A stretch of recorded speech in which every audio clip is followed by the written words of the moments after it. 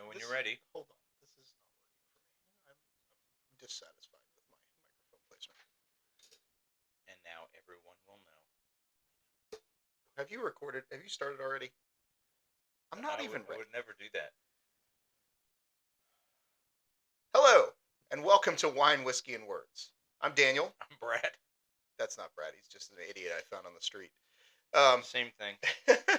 If you've listened before, welcome back. We're glad to have you as a repeat listener. And if you're new, just a recap of what we do. Each episode, we try something to drink. It often is wine or whiskey, rarely is words. But we have tried some other things, and we'll probably continue to do so. We talk about something interesting since the last episode that's happened in our lives or that we've seen, and that can be anything. And we talk about the topic we chose from the previous episode. We try to do our best to prep and research. Sometimes we fall short, but I think we've been doing pretty good lately. Yeah. So, anyway, our main aim is just to have fun and share our lives with our listeners. So, with that, we're going to start with our drink. Which I brought something. First. Oh, Lord. Oh, boy. Okay. Ta-da! What is this? It's the latest from Cooper's Hawk. Oh. Strawberry Rhubarb Spritzy Strawberry Sangria. Rhubarb? Oh, I boy. tried it today. Okay. It's actually really good. Okay. Well, we'll take a sip, see what we think. We got fancy flutes. This is nice. I know. We're moving up in the world, Brad. We You have to upgrade the fancy. studio soon. There we go. All right. All right. Well, cheers. We'll One thing I noticed, it's very much a different color than the mango dragon fruit. Yeah, it's very almost like an orange color. Yeah.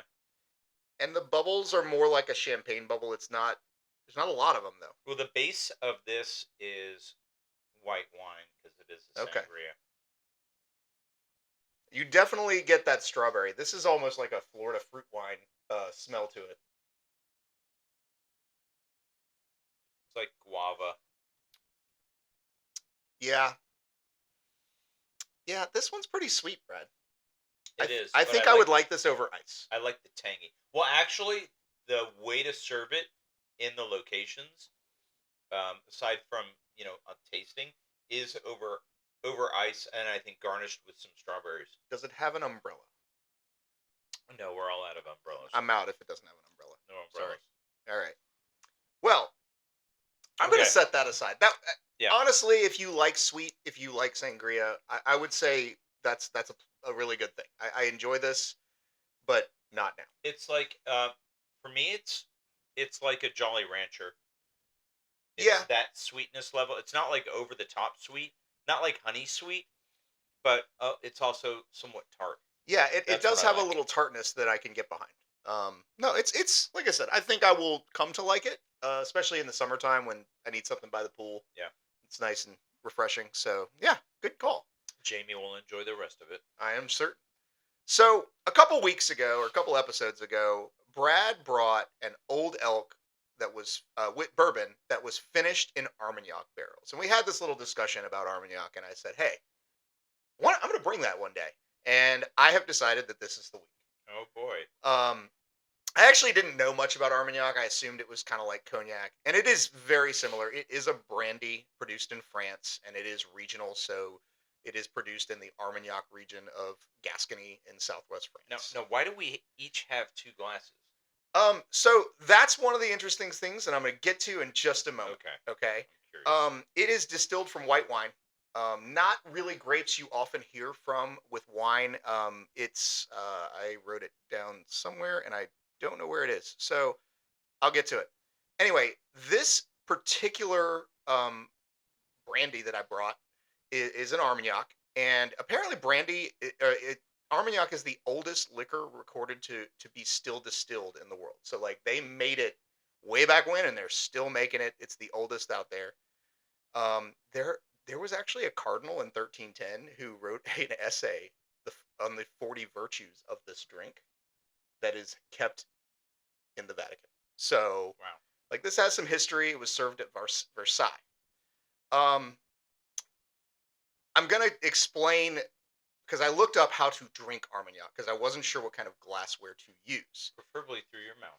Yes, I did find no butt chugging. I was gonna say um, that's some high society butt chugging. yeah, but I did find a really, really good article from dinewithdrinks.com that had a lot to say about this.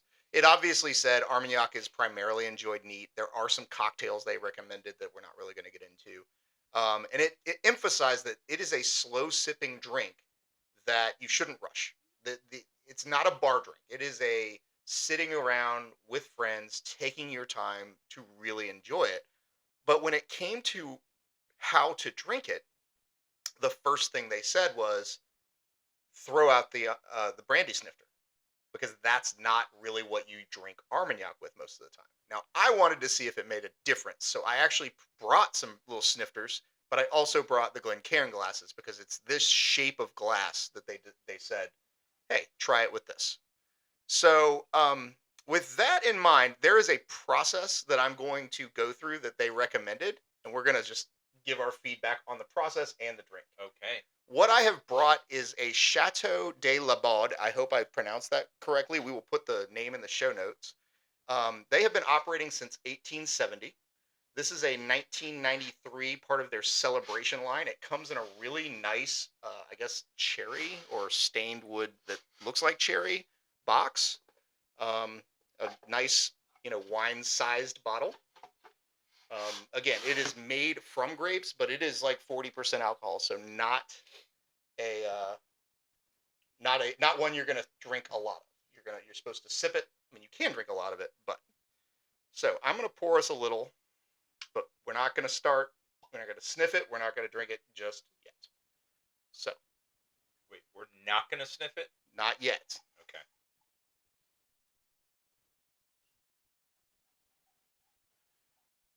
So as I'm pouring this, I notice it's got a very bourbon-looking color to it.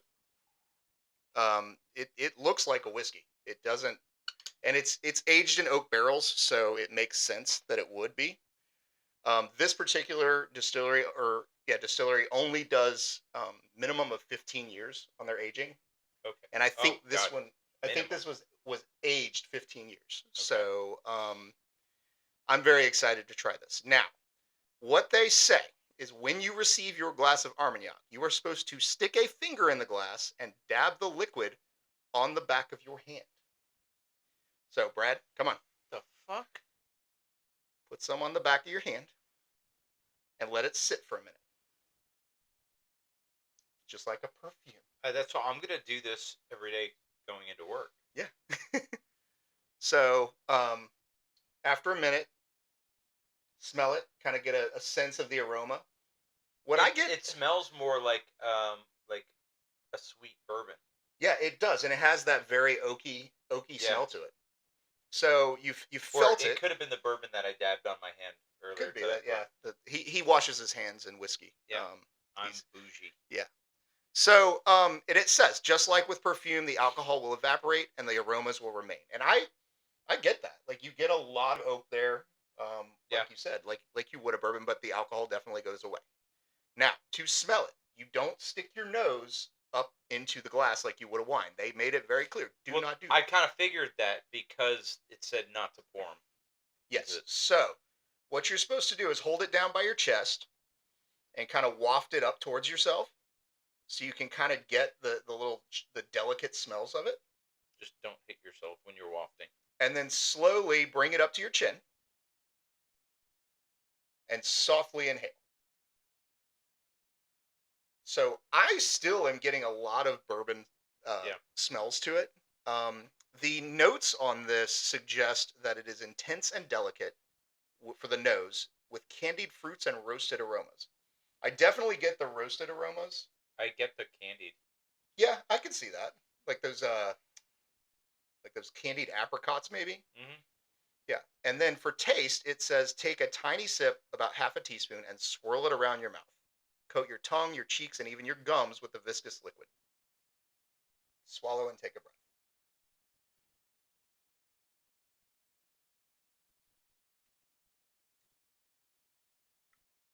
you can light stuff with this.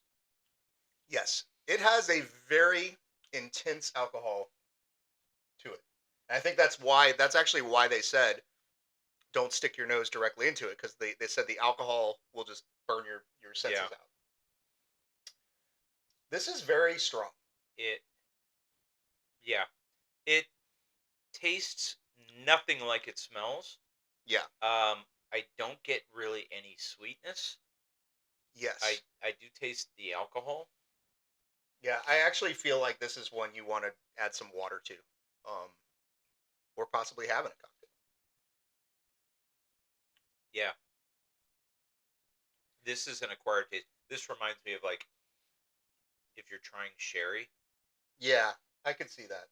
This, I'm gonna sound like a plebe here, but glue.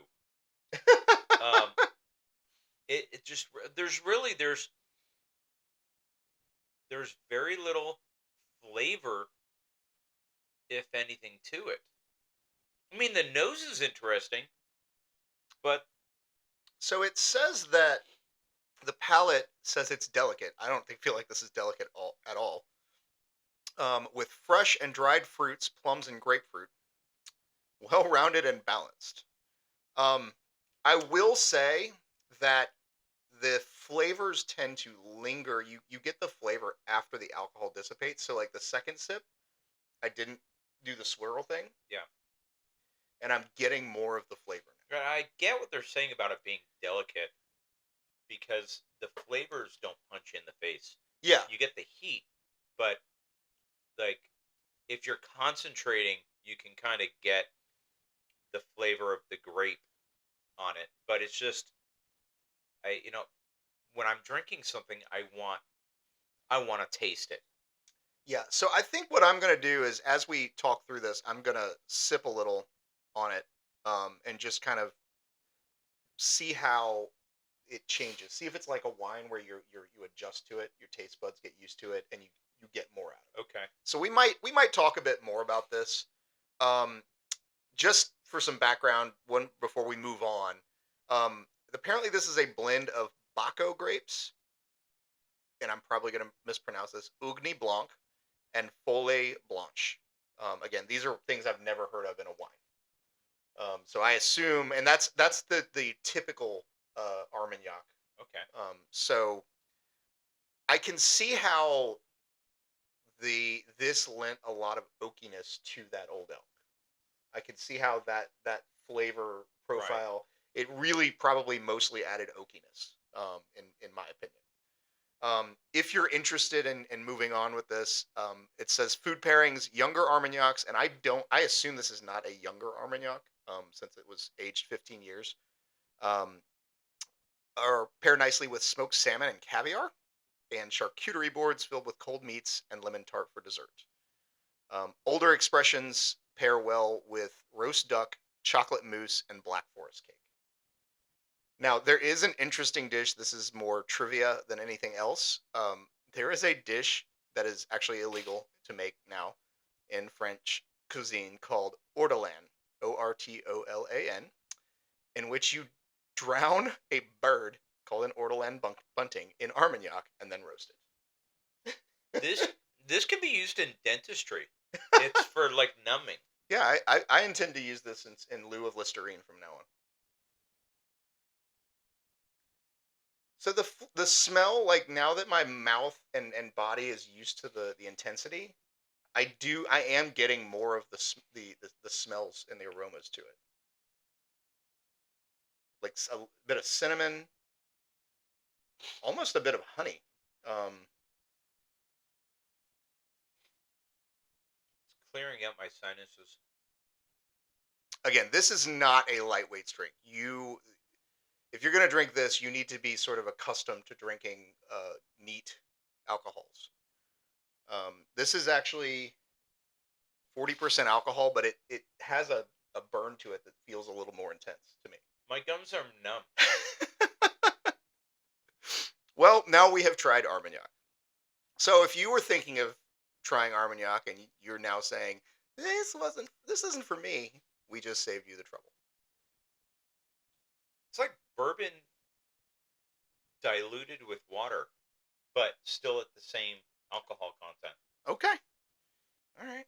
Well, it's interesting how grapes can be distilled just like your corn in your bourbon to almost come out with a identical outcome. Yeah. So, anyway, moving on.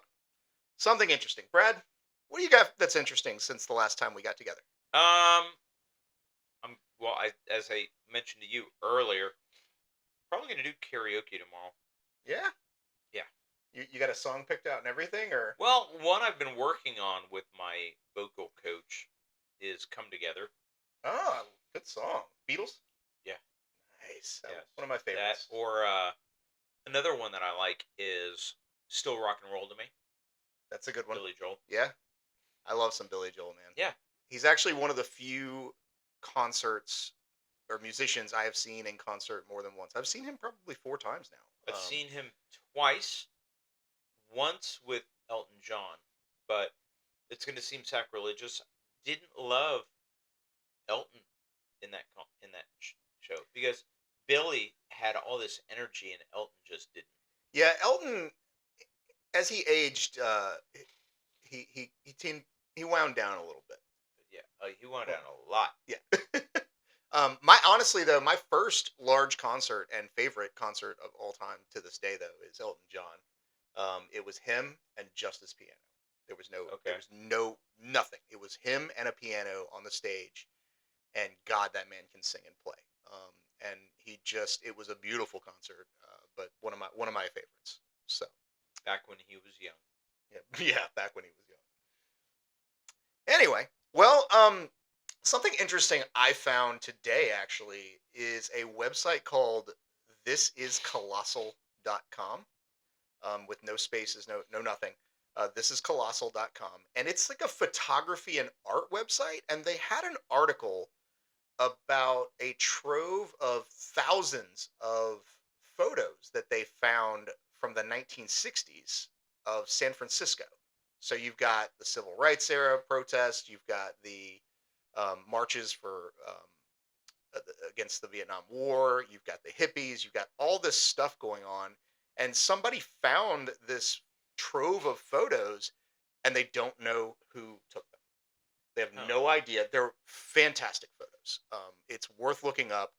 But they've started a project trying to find out who took these photos, to give them credit, to get their permission to share them, and because a lot of it's undeveloped film. So they don't even know what's on those. They're just labeled, but there were books of slides of developed film, so they know the quality is there. They have no idea the background. They just found this. It was something somebody bought somewhere or found somewhere. So, again, the name of the project is "Who Shot Me? Stories Unprocessed." So if you feel like checking it out, thisiscolossal.com is a really interesting website. And there's no spaces. No spaces. Yeah, sorry, that was a dumb thing to say. Dumb thing to say. I was going to say, are there any websites where there's space? Okay, no, it doesn't work that way. Just checking. No, that was just a dumb thing to say. All right, Brad, this was your topic. I'm going to let you take the lead.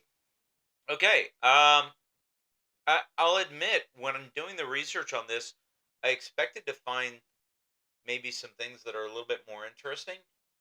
I really didn't. But I mean, you find some tidbits of information, but this is basically bands who changed their lead singers. Yeah. Primarily after their first album had already come out. So, obviously, the first one that came to mind for me was Pink Floyd. Okay, yeah, that's on my list. I mean, you had the original frontman being Syd Barrett, but Syd Barrett had a little bit of a substance abuse. Oh, because that never happens in music. Yeah, but so he was the lead singer on the first album, The Piper of the Gates of Dawn, at the Gates of Dawn, and some of the follow up, the Source Full of Secrets. But he got weird. But he left pretty early. He left fairly early, and so it was really after he left where Gilmore and Waters really started to flourish. And God, they really flourished. Yeah, I mean, no, 100%. That's where you started getting the Wall, Animals, Dark Side of the Moon, yeah, all of that. Apparently, Syd Barrett did come back at one point, like just to do some touring and things. yeah, but I don't think it was really it wasn't a it didn't add anything. It was just he was there. yeah, yeah. So, but yeah, I thought I found Pink Floyd, and I too found this topic difficult because it was just kind of like, oh, here are the facts. But I love Pink Floyd. I grew up. I remember in high school going to the laser light shows in Jacksonville at the what are they called? Planetarium. Yeah. And those were always fun. Um, I remember the first time I saw The Wall, which is a weird, weird, weird movie. Good, but weird. I think I saw it a long time ago, but I just don't even remember. Yeah, it is. It's up there with Fear and Loathing in Las Vegas. It's okay. I actually never saw the movie. Okay. I read the book. Okay. Yeah. Years before the movie came out. Great movie. Another great movie. Yeah. But anyway, so I had that on my list. Another one that I actually I kind of knew that the lead singer had died. I didn't realize the history was AC/DC. Yeah. I didn't realize that originally, after Highway to Hell, Bon Scott passed out in his car and choked on his own vomit and died. Yeah. And then Brian Johnson took over as the lead singer, which is what brought them into prominence. It was it was probably the best thing that ever happened to them, because then you have Back in Black, which was kind of a memorial in some ways, and they came out with 10 more albums after that, and a lot of their greatest hits were from those other albums. Brian Johnson was really the man that took them from stardom to legendary status. Yeah. Now, interestingly enough, about 10 years ago, someone else took the lead of AC/DC. Briefly. And I saw a video of that. He did a damn good job. Yeah, Axl Rose. Yeah. I saw that. I was like, I had no idea. Yeah, I didn't either. Yeah, like that. I did not look up the music. I didn't find a video or anything. But I mean, the voice fits. Oh yeah, absolutely. But yeah, kind of neat. Just a neat thing to read about. And that's one of the things I didn't love this because there's not a lot of conversation to be had other than like what we liked and don't like. But I did learn a lot reading about these musicians. So yeah, like I said, that was an interesting one to me. So what else you got, Brad? Well, one of the bands that I enjoyed when I was younger, Journey. Yep. Yeah, I mean, I remember when all those songs, Love and Touch and Squeeze and all that stuff came out, and then when Steve Perry split with the band. Now, interestingly, I knew that I think his name is Arnel Pineda. I knew that he had a voice similar to Steve Perry's, and that he'd been with the group for some time now. Apparently, there's some issues within the group now, but I didn't know until researching this how they got Arnel Pineda. So he was in a band in the Philippines and was performing faithfully and had put it up on YouTube.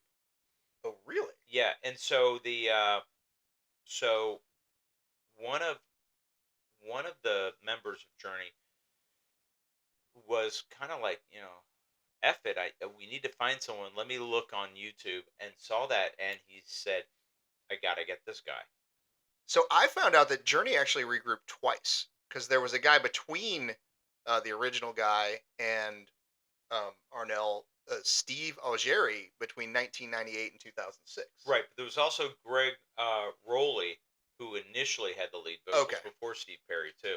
Wow. Okay. And what I found, another interesting bit of trivia about that is that it was originally formed by members of Santana, the Steve Miller Band, and a band, which I think this is a great name, called the it actually autocorrect changed it's like the Frumious Bandersnatch or something like that. Well, that's special. Yeah. So yeah, like I said, I actually remember in my youngish days, I was an adult, but I was younger than I am now, obviously. Um, I remember when Arnel Pineda was like on the Today Show. It was like his first like public performance as a member of the band. Like they had found him and they were like, "All right, here we go. We got a big surprise." And you had who's the big guy? The guy who's lost all the weight on the Today Show. Because oh, you're talking about the web. Yeah, yeah. I'm blanking on his name right Roker? now. Al Roker. Yeah. Yeah, so like it was a big deal. They had a concert in the street. It was kind of cool. So, all right. One that I thought was really interesting, and one of my all-time favorite bands, was Queen. Like I to this day, you turn Queen on, I'm gonna be singing along and dancing and just having a great time. So don't turn Queen on. Yeah. But in 1991, obviously, Freddie Mercury dies from AIDS. He had been battling it secretly. And then they do, the next year, their Live Aid concert. And John Deacon, I think he was their bassist, just was like, I'm done. I can't do this anymore. But Brian May and Roger Taylor wanted to continue playing. And I had no idea. I thought when he died, it was just done. But apparently, they're still touring. You didn't know that? No, I had no idea. Yeah, they got Paul Rogers, and then after that they got what's his Adam name? Lambert. Adam Lambert. Yeah, from American Idol. But what they do is they call it Queen Plus. with right. So because they didn't want to replace Freddie, okay, so they didn't want to call him Queen. Yeah, I had no idea. Yeah. Yeah, so like that was, again, this was a good topic because I learned things and I love learning stuff, new stuff, and like I learned things I just had no idea about. Now, side note, have you ever heard Mark Martel? I have not. So Mark Martel, you've seen the Queen movie, Bohemian Rhapsody. Yeah, okay. Very good. Then you've heard Mark Martel. Okay. Because, so he's a Canadian who was originally into Christian rock until he was told by multiple people, you sound like Freddie Mercury. Oh. Okay. So, long story short, he fronts a Queen tribute band. Interesting. They also used his vocals, not 100%, but it was his vocals blended with the actors and Freddie's on the movie. That's really cool. Because his voice, no one's going to be 100% the same as someone. Yeah. But we're talking 95, 96%. I mean, if I said, hey, listen to this Queen song, and I played Mark Martel, you couldn't tell me that it wasn't Freddie Mercury. That's how close. Wow. In the voice he I'll is. have to check that out. So look on YouTube.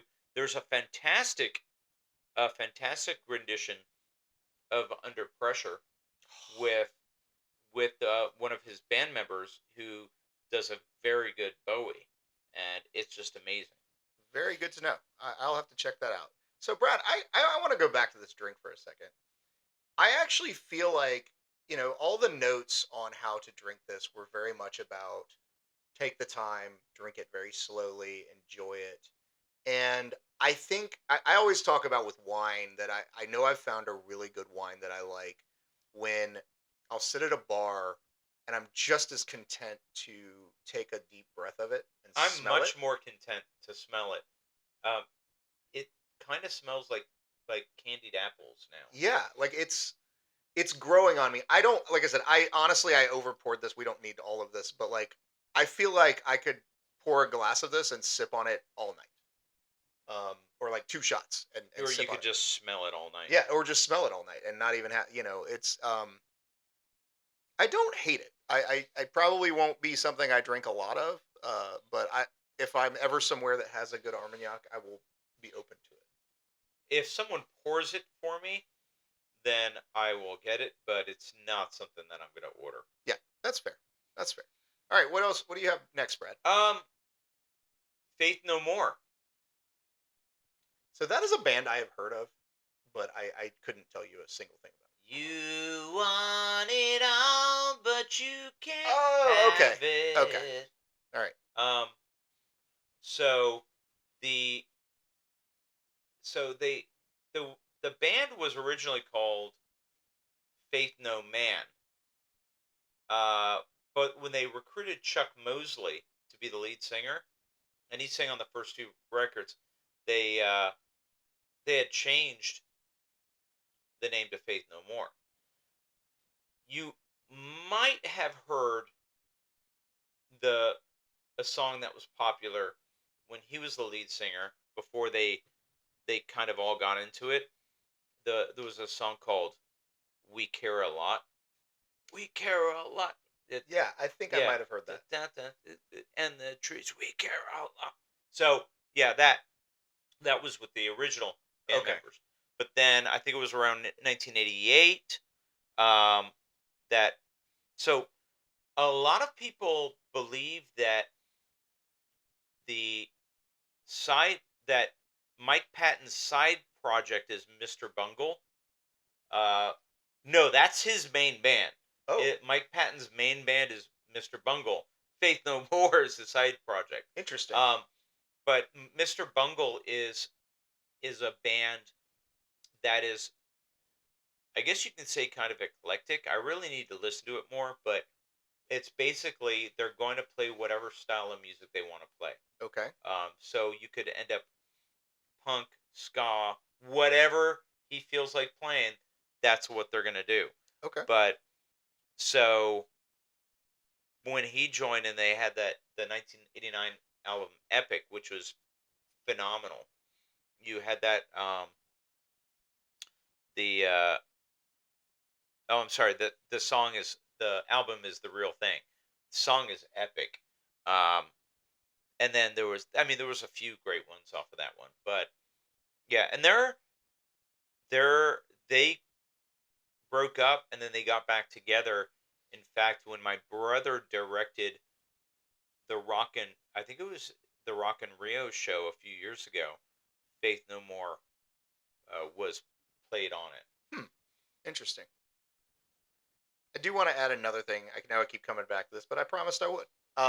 I 100% agree with the assessment that the snifter is too open on the mouth of it, and it lets too much of the alcohol out, and you don't get the subtleties of the aromas on this. So another thing to think about. It actually suggested if you don't have a Glencairn or something like it, to use a champagne flute in a pinch, and I think it's just to keep that smaller aperture there. I wonder how this would be with the sangria. Go for it, man. I do. One of my favorite cocktails at Cooper's Hawk actually is not on the menu anymore. It used to be on their happy hour menu. It's the champagne cocktail, and it's got like a little bit of, I think, orange peel and champagne and cognac. So I could see that actually being pretty tasty. I just added a little bit to it, and it kind of dulled the sweetness. Oh, interesting. All right, give this a shot. We're gonna get a little experimental here. I can get behind that.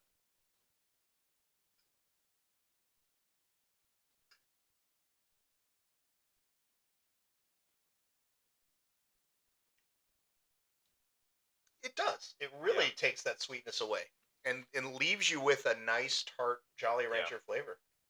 Like I said, the mix of a bubbly and some cognac, or I guess in this case Armagnac, is a good choice. I'm a damn genius. So I think my next band that I thought was probably the biggest deal for me was Fleetwood Mac. Who? Fleetwood Mac. Who? They had some success in the late 60s and early 70s. They apparently had like a one-hit wonder that went UK #1 with Peter Green, who was their guitarist and vocalist. But he left very quickly once they had some success, and he leaves in 1970. And then they went through kind of some dull years, I guess.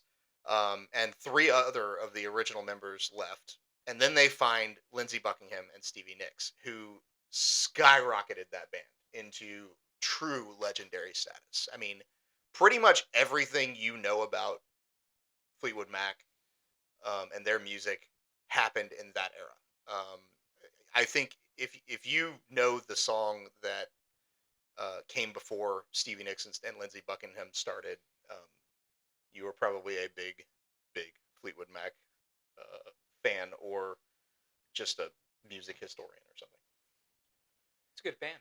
It is. They got a lot of good hits. That's every once in a while I'll play some Fleetwood Mac in the car, and it's another sing along band. Well, it's an interesting band because you have the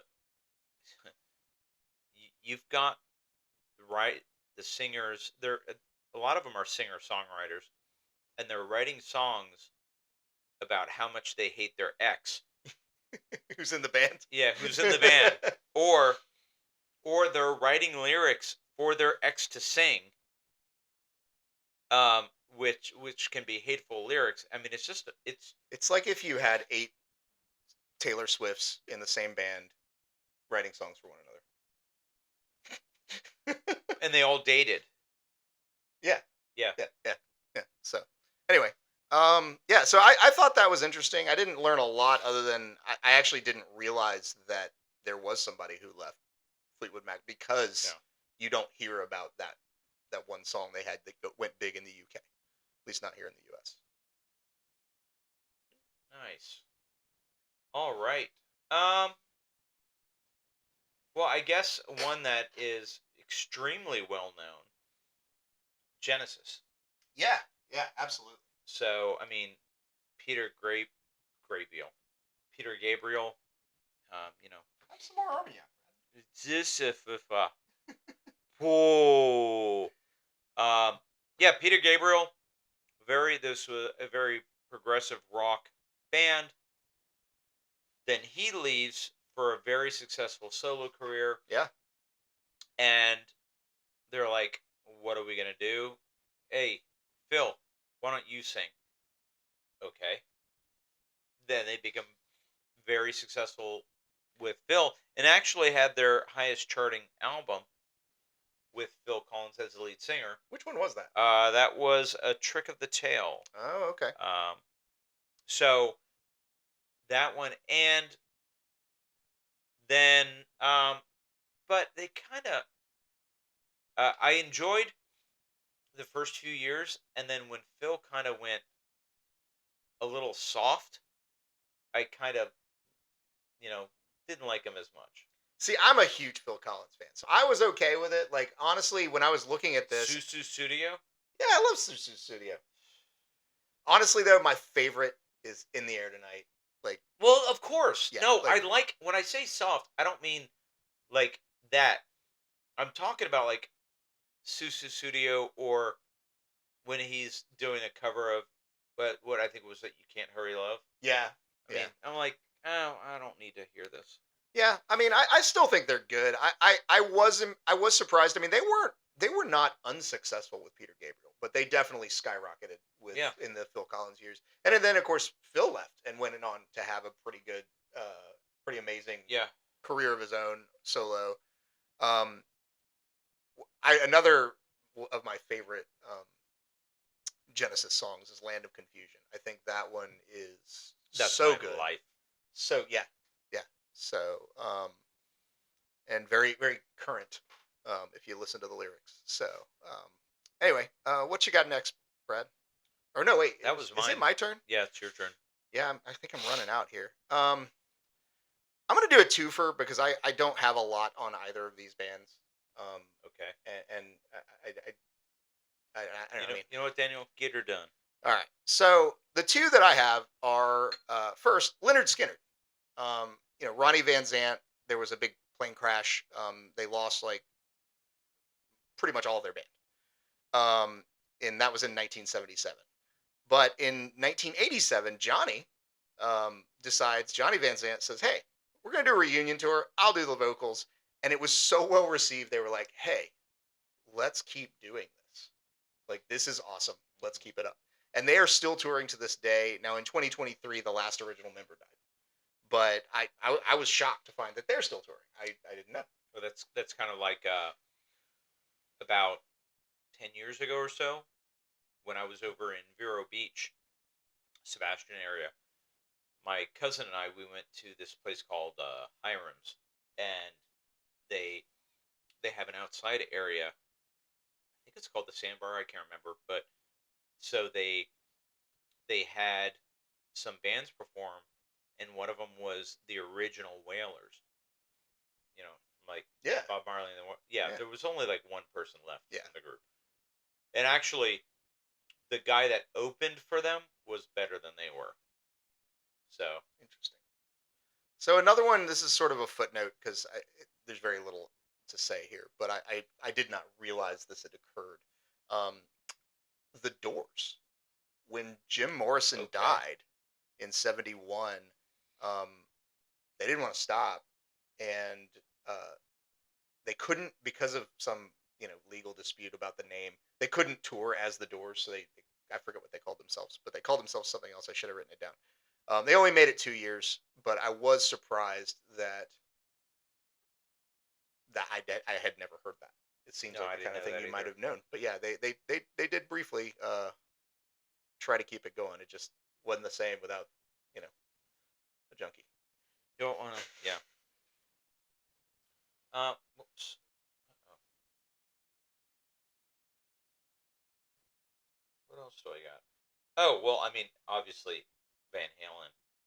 Yeah, Van yeah, I Halen's forgot about that's yeah. an obvious one. Has gone through so many different changes, and with Gary Sharon fronting the band for a little while under the '90s. Um, but so with Gary Sharon, that that made me think a little bit of not not so much a lead singer change, but with the Red Hot Chili Peppers, uh, when their guitarist Frusciante left, and then they got I can't remember his name right now, but sometimes the singer, sometimes the guitarist, they're very good at what they do, but they just don't gel with the group, Yeah. and it just doesn't work. Yeah. That's what happened with Van Halen. That's what happened um, with the Chili Peppers, and so eventually, when Frusciante came back, I think they ultimately do their best stuff. Yeah. So, but I enjoy some of the stuff that Hagar did. I love the stuff that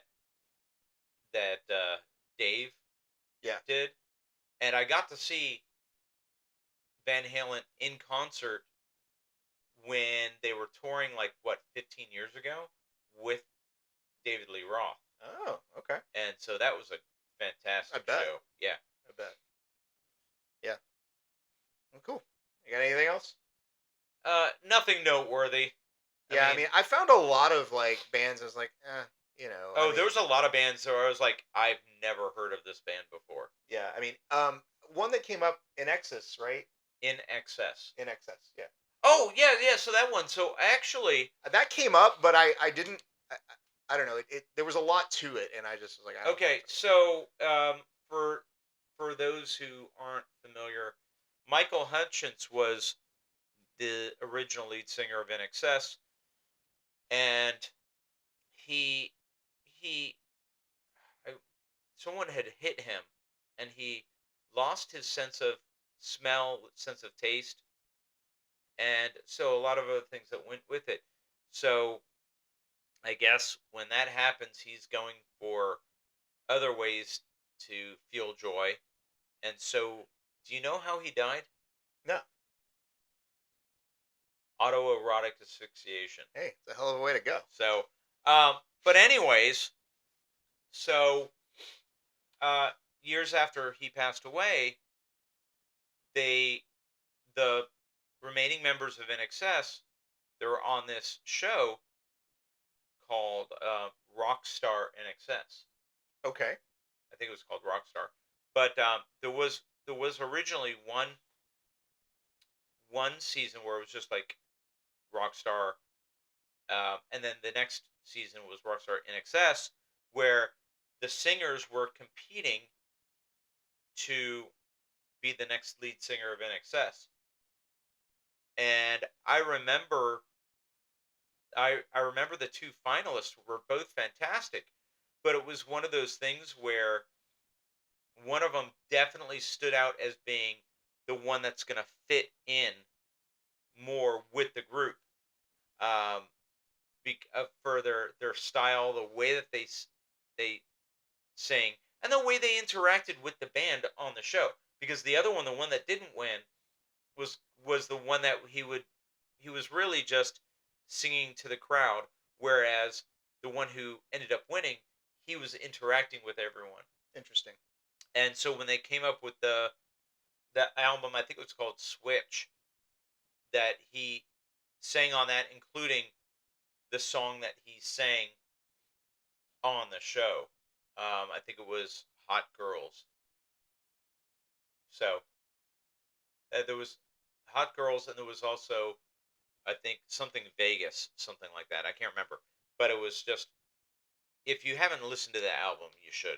It's actually really good. I will have to check it out. All right. Anything else on the topic? No, I apologize for this topic. Yeah, it's all right. It happens. We didn't talk prior, so I will have veto power. Yeah, well, I may have forgotten about adding a new topic. I was so excited about my research for the drink. So we're gonna talk about eggs. No, we're not. Sorry, we're not talking about eggs. I was a little happy one night and told Brad we should talk about eggs, and he said no. Even his wife called him an idiot. Yeah, which, to be fair, she does that a lot. Daily occurrence. Yeah. So,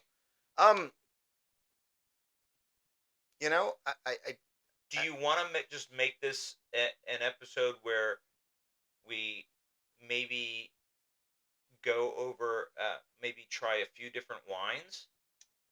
I think let's do. I have an idea. I think we've done this long enough that we have some thoughts and opinions about podcasting and what things we thought coming in that may have turned out to be true, may have turned out to be false, things we didn't think about coming in. Why don't we just talk about like what it was like starting this and things that have gone well, things that haven't, just kind of a general like, hey, here's what we've learned. Does that seem like a good, fun topic that we could have? I mean, because we're going to do wine anyway or something like Right. I guess I don't see us talking a huge amount on that. Yeah, we'll just see where it goes from there. All right. Bastard. Sorry, I apologize, listeners. I dropped the ball on this, and Brad didn't want to talk about eggs, so. I offered up cows, and he nixed cows. Well, he thought eggs were dairy. Well, it's in the same family. It's breakfast food. What? It's like food that comes from animals? Like lots of food comes from animals. That's right. And honey. Yeah, honey and seeds. All right. Well, I got nothing on that. Well, again, I apologize, listeners, that I did not bring a topic. I was really excited about the history of Armagnac because I thought it was very fascinating. I will say, if I had like a really nice castle where it was cold and a big roaring fire, I could really enjoy like sitting in a room where it was cold, but they had a fire and just enjoying some Armagnac. Like, I feel like this is like very like, Daniel, if you had the money to buy a freaking castle, you'd get something better than this. Oh yeah, but I mean, I didn't say this Armagnac. I said an Armagnac. Okay.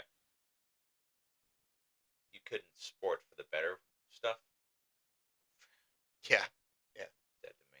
So, but no, like I said, I'm not enjoying this. It definitely needs not a snifter. You definitely want to breathe it more than you taste it, and you do not drink large sips. You want small sips, and it's very much to be savored, and enjoy the delicacy of it. Yeah. I kind of wish I had a cigar, but Jamie would kill me if I smoked cigars in the house. This actually might go well with some like creme brulee. Well, it actually said one thing people do often is they'll get some like good ice cream and pour this over it. Yeah. And I could see that being nice. That'll work. So, all right. Well, that has been our episode. Any Since I whiffed on next episode's topic, any final thoughts about life, love, relationships you want to share, Brad? No, I'm still single. Um, Ladies. So I get to see my family in a week and a half. Um, Other than that, not a. I mean, I'm going to see a surgeon, and the day before I meet them. You're gonna come back like a new grill? Yeah, I'm transitioning. Oh, okay. Well, No, congratulations. no, I've had a hernia for like 6 That's years. right. Yeah. So yeah, you gotta get that under control, man. yeah. So, well, again, we appreciate you joining us, and again, I feel terrible that I let You everybody should down. feel terrible. If you'd like to hear about eggs, please let Brad know on social media. We are available on Apple and Spotify podcasts as Wine, Whiskey, and Words, YouTube as Wine, Whiskey, and Words, email at winewhiskeyandword@gmail.com, and our website is winewhiskeyandwords.com. Please like, please subscribe. Please let us know if there's topics that you would like for us to talk about. Eggs. Shut the hell up. Also, if there's any interesting drinks that you want to suggest that we should try, let us know. I can't promise it's going to happen, especially if it's sherry or Armagnac. But now we've tried it. We've tried this now. Yeah. I don't have to have another one, though, right? No, you can drink all your sugary. No, I don't normally drink that, but that's just no. It's nice. It's flavorful. I get it. It's very nice. It's nice. It's nice. Nice. All right. All right. Well, we hope you enjoyed this episode and look forward to sharing next episode with you. Whatever the topic may be. Cheers.